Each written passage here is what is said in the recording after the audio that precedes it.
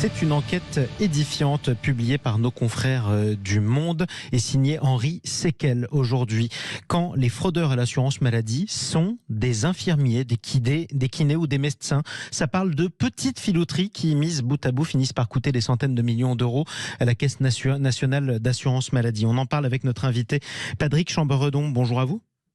Bonjour Marie. Soyez le bienvenu sur Sud Radio. Vous êtes le président de l'Ordre national des infirmiers. J'imagine que vous n'avez pas été très heureux de lire justement ce qu'on a pu lire dans le journal Le Monde, parce que ce sont certains de vos confrères infirmiers ou de vos consoeurs infirmières qui se livrent à ces petites filouteries. On peut donner quelques exemples qui sont donnés par le journal Le Monde. Déclarer un pansement complexe avec méchage ou irrigation, ça coûte 12,60 € à l'assurance maladie au lieu de 6,30 € par exemple. Compter une injection intraveineuse, c'est 6,30 € alors qu'on n'a effectué qu'une injection intramusculaire, c'est 3,15 €.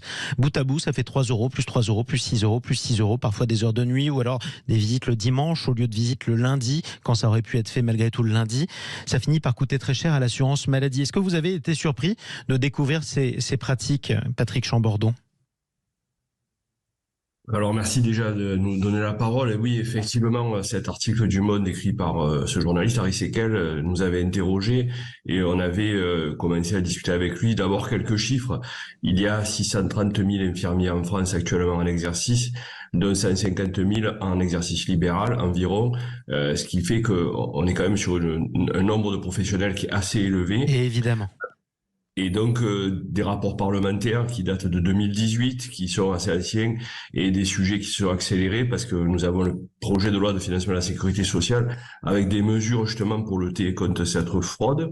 J'avais déjà été interrogé par des journalistes il y a à peu près 6 mois et depuis on n'est pas resté sans rien faire sur ces sujets-là. Mais c'est vrai que là ça a tendance à jeter l'opprobre sur une profession dans son entier, puisque je vous ai donné des chiffres et les points que donne Le Monde sont incontestables puisqu'ils ont tiré des chiffres de l'assurance maladie et de la dernière conférence de presse qu'a fait Thomas Fatome à ce sujet pour justement parler de sa lutte contre la fraude. Et donc c'est ça qui est un peu gênant, c'est que l'ensemble des infirmiers qui se lèvent tous les matins, qui vont faire les tournées, qui passent le matin et le soir chez les patients, qui les prennent en charge, c'est pas une majorité de ces gens-là qui fraudent. Évidemment. Ce sont quelques cas isolés, je dirais, et je suis pas là pour les défendre parce que la position de l'ordre est claire et nette, et j'ai déjà dit publiquement, c'est que zéro tolérance. La sécurité sociale, ses moyens dépendent de nos impôts et sont à même de faire société, d'assurer la prise en charge des patients, des plus âgés, des plus faibles, qui ont de multiples pathologies, qui sont plutôt à leur domicile. Et ça, ce sont les patients que suivent les infirmiers au quotidien. Donc, on est en train de stigmatiser une profession dans son entier, et c'est bien que cet article parle également des médecins et des kinésithérapeutes. Ce ne sont pas que les infirmiers, les pharmaciens sont également cités. Mais il faut pas stigmatiser comme ça la profession. Il peut y avoir quelques petites fraudes qui sont accumulées, et là la sécurité sociale les détecte facilement. Alors c'est justement le sens de la question que je voulais vous poser aussi, Patrick Chamberredon, parce que vous l'avez dit vous-même, tolérance zéro. On a bien compris que vous n'aviez aucune complaisance envers ces actes, et c'est le cas de la grande majorité de vos adhérents, de vos confrères et de vos consoeurs. Malgré tout, il y a une vraie question, c'est que si on dit tolérance zéro, il faut qu'on arrive à le détecter. Or, c'est pas évident de détecter, par exemple, qu'un infirmier indélicat, je dis bien indélicat, a déclaré une visite à 23h30, alors même qu'elle était à 22h30 et que la majoration en heure de nuit est plus chère à 23h30, quoi. Je suis d'accord avec ça. Je vais vous donner le contre-exemple.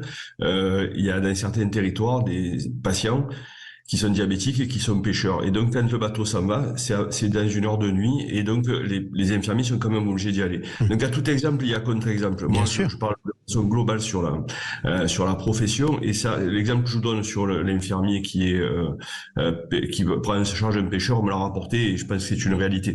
Donc, effectivement, toutes ces petites difficultés, mesquineries ou prise d'intérêt sur le bien commun, c'est inacceptable. Et de toute façon, l'ordre exerce une délégation de mission de service public. Et à cet effet, depuis que nous avons été sollicités par la CNAM il y a environ 6 mois, on a considérablement renforcé les moyens, puisque nous dépendons du Conseil d'État. Donc là, le Conseil d'État nous a nommé un magistrat complémentaire.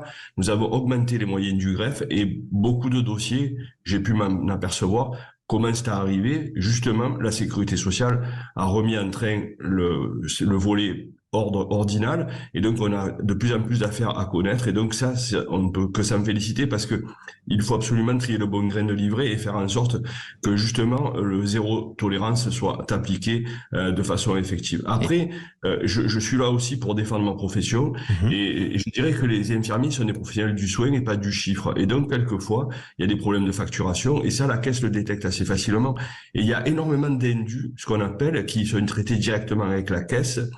Et donc, les infirmiers restituent les fonds qui sont pris. Après, il y a des cas énormes avec des gens, c'est cité dans l'article du Monde, qui détournent plus d'1 million d'euros, où là, effectivement, la Cour des comptes l'a dit à la CNAM. Il faut absolument qu'on ait un système a priori et pas a posteriori.